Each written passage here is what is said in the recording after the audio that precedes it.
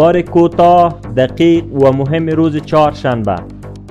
با تلاش شورای علمای کابل و مقام این ولایت قضیه قتل 8 خانواده در ولسوالی سروبی حل و فصل و دشمنی میان آنها به دوستی مبدل گردید. مسئولین ولایت بلخ می گویند در ولایت بلخ فابریکه روغن نباتی بعد از 20 سال توقف یک بار دیگر به فعالیت آغاز نمود.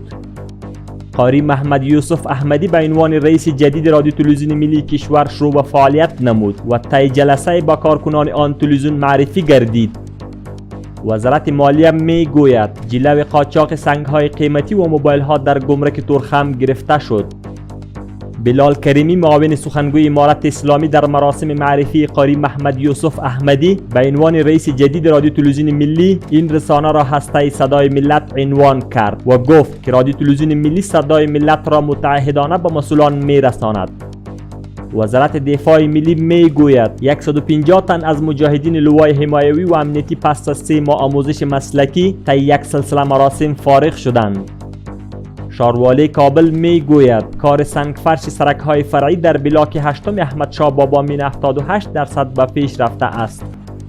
تیم ملی وشوی افغانستان روز گذشته برای شرکت در بازی‌های دوستانه 3 جانبه افغانستان، پاکستان و ایران راهی ایران شد.